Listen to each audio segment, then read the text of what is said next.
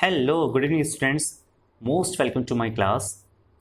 Today we are going to start something new and interesting topic, that is difference between the dissolution of firm and dissolution of partnership.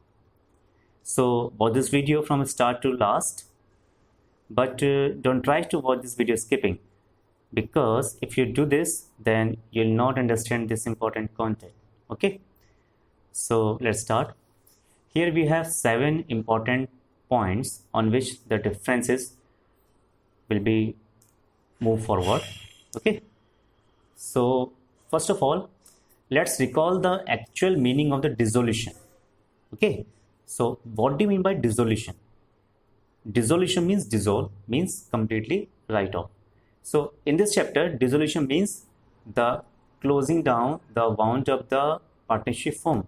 Okay, so partnership firm is going to be closed down. Partnership form completely बंद होने जा रही है. ठीक, सो यहाँ dissolution का मतलब बंद होना. क्लियर. बट हम जो डिस्कस कर रहे हैं ना आज, जिस पॉइंट को लेके हम डिस्कस कर रहे हैं वो है dissolution of form and dissolution of partnership. दोनों में कोई डिफरेंस है? यस, ऑफ कोर्स है. क्योंकि कुछ स्टूडेंट ये समझते हैं कि नहीं, दोनों ऑलमोस्ट सेम है. डिसोल्यूशन ऑफ फॉर्म या पार्टनरशिप एक ही तो बात है. ठीक है भाई, पार्टनरशिप फॉर्म को एक साथ जोड़ दो तो, लेकिन नहीं, ऐसा नहीं है.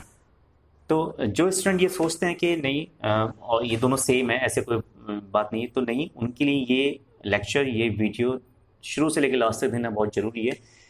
और ये 7 के 7 पॉइंट्स जो मैंने यहाँ पे डिस्कस करे हैं, ये ऐसे 7 पॉइंट्स हैं जिस पे अगर हम डीपली स्टडी करेंगे या डीपली इस पे अभी हम एक तरीके से कंक्लूजन निकालेंगे इनका, सो आपके ये 7 पॉइंट पढ़ने के बाद आपको कंप्लीटली डिफरेंस समझ में आ जाएगा. ओके, सो हम लेते हैं डिसोल्यूशन ऑफ फॉर्म का first point.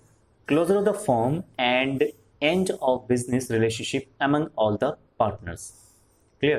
Dissolution of firm का मतलब ये है कि जो आपकी पार्टनरशिप फर्म है which are run by the partners, वो completely अब बंद हो जाएगी. ठीक है, बंद होने जा रही है. और जो बिजनेस रिलेशनशिप है पार्टनर्स के बीच में, यानी कि जो पार्टनर्स ने जिस एम से, जिस पर्पज से अपने बीच में जो पार्टनरशिप एग्रीमेंट तैयार किया था, वो आपका एंड हो गया. ठीक है. And dissolution of partnership, change in business relationship among the partners, the firm continuous it's business. यानी कि पार्टनरशिप में अगर आप डिसोल्यूशन हो रहा है, डिसोल्यूशन ऑफ पार्टनरशिप में आपका बिजनेस कंप्लीटली रन करता रहेगा, कंटिन्यूस रन करता रहेगा. फिर होता क्या है, इसमें आपकी जो रिलेशनशिप होती है ना पार्टनर्स के बीच की, वो चेंज होती है. क्लियर हो गया ना. सो इसमें डिसोल्यूशन ऑफ पार्टनरशिप में जो पार्टनरशिप होती है पार्टनर्स के बीच में, वो चेंज होती है. यानी कि उनकी जो टर्म्स एंड कंडीशन है वो चेंज मानते हैं, वो चेंज करते हैं बीच में. और डिसोल्यूशन फर्म में तो as you know completely firm बंद हो जाती है. So second point is business of the firm comes to an end. Dissolution of firm में बिजनेस कंप्लीटली एंड हो जाता है, बिजनेस बिल्कुल आगे रन नहीं करेगा. एंड डिसोल्यूशन ऑफ पार्टनरशिप में business of the firm continues. ठीक है, बिजनेस जो है वो लगातार चलता रहता है. Third point is economic relationship between or among the partners comes to an end. Economic relationship वो उनकी एंड हो जाती है. अब यहाँ देखिए, बिजनेस एंड हो रहा है ना, तो जाहिर सी बात है जब बिजनेस ही आगे रन नहीं करेगा तो उनको एक तरीके से उनकी इनकम कहाँ से होगी, है ना. तो यहाँ पे जो वर्ड है ना इकोनॉमिक, इकोनॉमिक मीन्स यहाँ जो मॉनेटरी है, जो मॉनेटरी उनकी मनी के फॉर्म में जो इनकम होगी वो कम्प्लीटली बंद. तो देखिए, कहने वाली बात है, ये 2 पॉइंट्स निकल के आए हैं, लेकिन है ये जो थर्ड पॉइंट है वो सेकंड का ही दूसरा, एक तरीके से मैं बात करूँ तो दूसरे वे में हम बात कर रहे हैं कि इकोनॉमिक जो रिलेशनशिप थी इनकी, जो मॉनेटरी रिलेशनशिप थी वो कम्प्लीटली बंद हो गई. एंड थर्ड में वो जो इकोनॉमिक रिलेशनशिप है अमंग द पार्टनर्स, वो केवल चेंज होती है. ठीक है, वहाँ पे एंड होती है, यहाँ चेंज होती है ना. डिसोल्यूशन में देखा है तो हर चीज एंड ही हो रही है. Okay. Fourth one is it can be either voluntarily by the partners or compulsorily by order of court. देखिए, डिसोल्यूशन जो होता है एक तो वॉलंटरी होता है. ठीक है, वॉलंटरी यानी कि पार्टनर्स ने पहले से ये उनकी इच्छा थी, डिसाइड कर लेते हैं कि ठीक है, हम हमारा जो बिजनेस है, जो हमारा पार्टनरशिप फर्म है, वो हम पर्टिकुलर 6 to 7 ईयर्स और से 10 ईयर्स तक हम करेंगे, जब तक हमारा एम पूरा नहीं होगा. किसी भी पर्टिकुलर पर्पस के लिए वो उन्होंने बनाया था, और उनकी जो कुछ कंडीशंस थी, उस कंडीशंस के अकॉर्डिंग उन्होंने सोचा कि ठीक है, हम जो है वॉलंटरी हम एंड कर देंगे after a period of time. But कभी कभी ऐसा होता है कि कुछ ऐसी कंडीशंस हो जाती हैं बीच में, कोई ऐसे डिस्प्यूट्स हो जाते हैं कि जिस डिस्प्यूट में बीच में कोर्ट को भी एंट्री लेनी पड़ती है. सो इसलिए मैंने यहाँ पॉइंट डिस्कस करा है. It can be either voluntarily by the partners or compulsorily by order of court. ठीक है, कोर्ट के ऑर्डर से भी कंपल्सरी डिसोल्यूशन करनी पड़ती है. And it is always voluntary. देखिए, पार्टनरशिप के बीच में जो उनकी जो एग्रीमेंट होता है, जो रिलेशनशिप होती है, अगर आप उसको चेंज करना चाहें तो वो कम्प्लीटली आपकी क्या होती है, वो कम्प्लीटली आपकी वॉलंटरी होती है। ठीक। Fifth point is books of accounts of the firm are closed.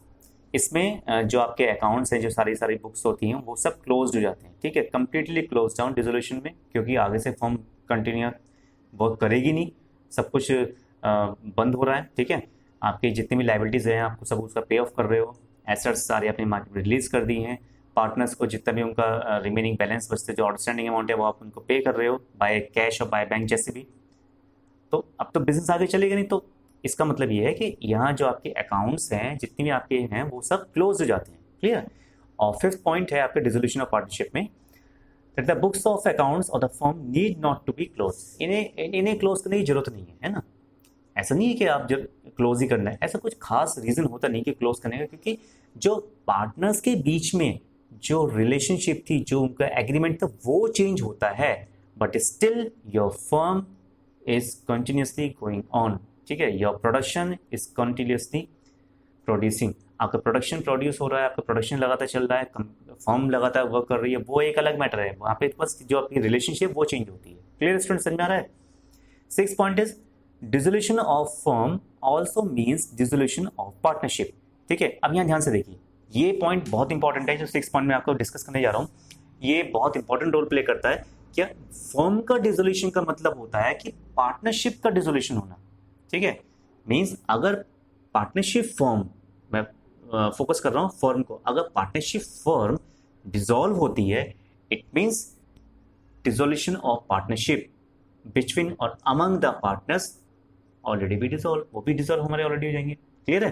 क्योंकि जब फर्म ही डिसॉल्व होगी तो फर्म के अंदर वर्क करने वाले, फर्म के अंदर काम करने वाले जो पार्टनर्स हैं, उनके बीच के एग्रीमेंट का क्या होगा? फिर कुछ नहीं होगा। ठीक है, उनका एग्रीमेंट ही बेकार हो जाएगा। तो इसका मतलब है अगर फर्म डिसॉल्व होती तो उनके बीच का जो एग्रीमेंट है, जो रिलेशनशिप है, वो भी डिसॉल्व हो जाती है। बट यहाँ पे वाइस वर्सा है, यहाँ पे अपोजिट है। डिसोल्यूशन ऑफ पार्टनरशिप मे और may not involve dissolution of the firm. अगर पार्टनरशिप दो पार्टनर के बीच में जो उनके एग्रीमेंट है, जो रिलेशनशिप है, अगर वो चेंज होता है या वो डिसॉल्व होता है, तो इसका मतलब ये नहीं कि पार्टनरशिप फर्म में डिसॉल्व हो जाएगी। ऐसा कोई जरूरी नहीं है। ठीक है, हो सकता है, नहीं भी हो सकता है, वो उस टाइम की सिचुएशन पर डिपेंड करता है, सिचुएशन क्या है। Seventh point, assets of the firm are realised and liabilities are settled. ठीक है, एसेट्स, जो फर्म की एसेट्स हैं वो रियलाइज्ड होती हैं। रियलाइज वर्ड को मैं बता दूं, जितनी भी हमारी एसेट्स होती हैं, वो एसेट्स आप मार्केट में सोल्ड आउट करते हैं, या जो फर्म के एग्जिस्टिंग पार्टनर है वो टेक ओवर कर लेते हैं, और वहाँ से जो उनको जो मनी रिसीव होगी, ठीक है, उस मनी से उनकी जो लायबिलिटीज़ है, किसकी? पार्टनरशिप फर्म की। यहाँ बात ध्यान दीजिए, मैं बात कर रहा हूँ डिसोल्यूशन ऑफ फर्म की। ठीक है, तो यहाँ फर्म की लायबिलिटी होगी, पार्टनर की लायबिलिटी से मतलब यहाँ नहीं है। क्लियर है? क्योंकि पार्टनर अलग है, पार्टनरशिप फर्म अलग है। हम पार्टनरशिप फर्म के रेस्पेक्ट में बात कर रहे हैं। सो पार्टनरशिप फर्म की जो लायबिलिटीज़ हैं, उस लायबिलिटीज़ का सेटल डाउन कर देंगे। ठीक है, कहाँ पे? क्योंकि आप फर्म बंद करने जा रहे हैं। So the balance amount if any is distributed among all the partners. तो अगर कोई बैलेंस अमाउंट बचती है, वो बैलेंस अमाउंट क्या होता है? वो बैलेंस अमाउंट ही हमारा क्या कहलाता है? प्रॉफिट और लॉस ऑफ रियलाइजेशन अकाउंट। क्योंकि सारी चीज़ें कहाँ होती है? रियलाइजेशन अकाउंट में होती है। सो रियलाइजेशन में जो भी प्रॉफिट या लॉस आएगा वो पार्टनर्स के बीच में बांट दिया जाता है। क्लियर है? But in the dissolution of partnership, अब सेकेंड वे में बात करते हैं। So assets of the firm are revalued and liabilities are reassess. ध्यान से देखिए, ये जो आपकी फर्म की जो एसेट्स होती हैं वो रिवैल्यूड होती हैं, और जो एसेट्स हैं वो रीअसेस्ड होती हैं। जैसे कि लायबिलिटीज रीअसेस्ड होती हैं। जो ये सारे काम कहाँ होते हैं? रिवैल्यूएशन अकाउंट में होते हैं, है ना। देखिए, यहाँ कहा नहीं जा रहा है सेवेंथ पॉइंट को, लेकिन आप समझ जाइए कि सेवेंथ पॉइंट जो बेसिकली है वो है रियलाइजेशन अकाउंट और रिवैल्यूएशन अकाउंट के ऊपर। क्लियर है? सो सेवेंथ पॉइंट में पढ़ रहा था डिसोल्यूशन ऑफ पार्टनरशिप में। सो द गेन और loss due to it is distributed among the partners in their old profit share ratio. तो जो भी प्रॉफिट या लॉस होगा, ये सारे रिवैल्यूड केसेस में, वो between or among the existing partner में ओल्ड रेशियो में डिस्ट्रीब्यूट हो जाएगा। क्लियर? सो अगर मैं सेवेंथ पॉइंट की बात करूँ तो सेवेंथ पॉइंट यहाँ पे जो डिस्कस किया जा रहा है, वो डिस्कस किया जा रहा है on the basis of realisation and revaluation. ठीक है, डिसोल्यूशन फर्म में सेवेंथ पॉइंट पे रियलाइजेशन अकाउंट बनता है। जिस रियलाइजेशन अकाउंट में ये सारे काम हम करते हैं, एसेट्स को रियलाइज्ड एंड लायबिलिटीज को सेटल डाउन।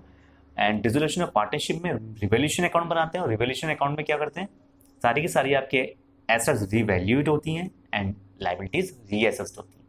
ओके, तो ये बेसिकली बहुत इंपॉर्टेंट टॉपिक हमारा है कि डिसोल्यूशन ऑफ फर्म और डिसोल्यूशन ऑफ पार्टनरशिप, इन दोनों में डिफरेंस आखिरकार होता क्या है। क्लियर? तो हो सकता है कुछ स्टूडेंट ऐसे हों, कुछ बच्चे ऐसे हों जिन्हें ये लेक्चर, ये वीडियो देखने से पहले कुछ खास डिफरेंस नहीं पता हो, और कुछ ऐसे होंगे कि जिनको इस बारे में पता होगा। तो देखिए, बहुत बेसिक नॉलेज होना बहुत ज़रूरी है, सारे जो मेन इंपॉर्टेंट पॉइंट्स हैं वो क्लियर होना बहुत ज़रूरी है। ठीक है, ऐसे बहुत सारे टॉपिक आपके आगे सब्जेक्ट्स जो भी है, हमारे अकाउंट्स, बिजनेस स्टडी, इकोनॉमिक्स, कई सारे टॉपिक्स ऐसे आते हैं जो आपको ना बहुत सिमिलर लगते हैं कि नहीं ये तो ऑलमोस्ट सेम होंगे, लेकिन ऐसा होता नहीं है। काफ़ी सारे उसमें बेस में डिफ्रेंशिएशन होते हैं।